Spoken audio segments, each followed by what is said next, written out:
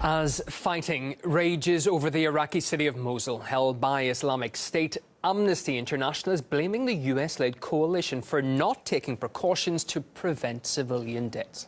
For people there, the choice to escape the city or stay both hold deadly consequences.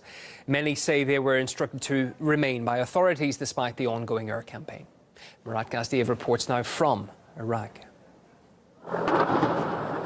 Nothing has been spared. Schools, hospitals, homes are now rubble. Mosul is an urban graveyard, a broken concrete skeleton. This is a classic street in the liberated parts of Mosul. Lifeless, devastated, inhospitable, empty.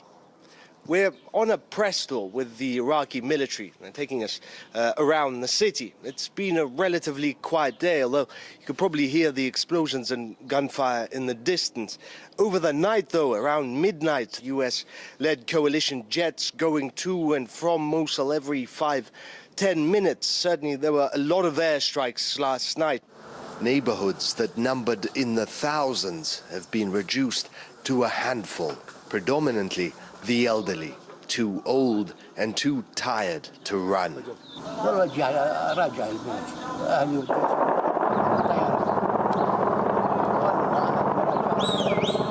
It doesn't matter where you go, it all looks virtually the same.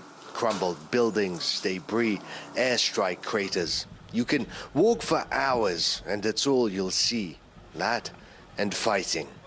That's an Iraqi helicopter launching missiles at ISIS targets and you can hear ISIS small arms fire. They're targeting the helicopter in turn. Comes in, it circles. If it sees a target, it shoots. Otherwise, it drops flares and goes for another circle. Those ISIS fighters, experience shows, are likely in or on a building full of civilians, their human shield. And those civilians are being told to stay put. كنا نسمع بس راديو، موبايلات ماكو، تلفزيونات ماكو، بس نسمع راديو بالسيارة، منشورات كانوا يزتون بالطيارة، ابقوا منازلكم بلقوا بالله أحسن. أيوه. التعليمات قالوا ظلوا حتى لا يطلعوا، لأن ما عندنا شيء. على اعتبار المواطن اللي ما عنده شيء يظل قاعد ببيته. You just saw what Mosul looks like. Imagine if everyone followed the army's instructions, if all these houses were full of people at the time they were hit. It would have been mass murder.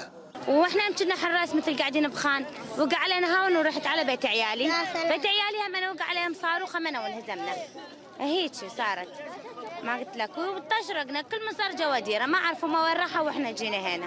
الدواعش احنا ما نعرف فيه هم طوابق عاليه يشطون مثل الجرادي حشاش من سطح على سطح فاحنا قاتلين جوا ما نقدر نطلع من الفشل من سطح على سطح جايب سطح هذا اليمنى ودا يضرب الطيار ضربه.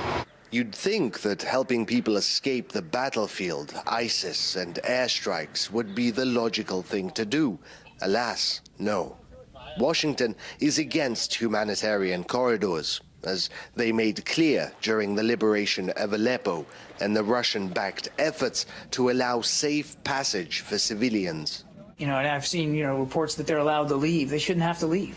And they shouldn't be being bombed by their own government and by the Russian military. And that's what needs to stop. And the answer is to stay alive and to get away from the bombs stamped with "Made in the USA." Murat Gazdiev, RT, from Mosul, Iraq. Well, it comes as the Pentagon has acknowledged a coalition airstrike may be to blame for killing more than 200 civilians who were buried alive when their shelter collapsed. My initial assessment is that we probably had a role in these casualties. If these innocents were killed by the coalition, it was an unintentional accident of war, and ISIS is slaughtering Iraqis and Syrians on a daily basis. In my mind, any responsibility for any civilian deaths, the moral responsibility for civilian deaths in Iraq and Syria, belongs to ISIS. I'll close with that. Well, the US military says that more than 500 bombs were dropped every week in March, making this month the most intense in the campaign so far. We spoke to Donatella Rivero, Senior Crisis Response Advisor for Amnesty International, and also terrorism expert Simon Maybon about the military tactics used in Mosul. I've heard from many people in Mosul expression of frustration and bitterness because precisely they heeded the call to remain in their homes and then their homes were bombed.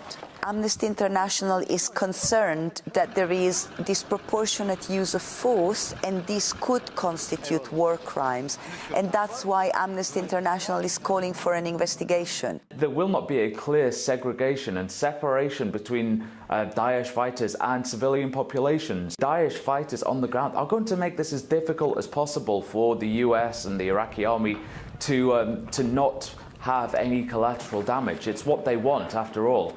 So I think it is a difficult thing to do, but certainly there needs to be an improvement in the lines of communication that are currently open.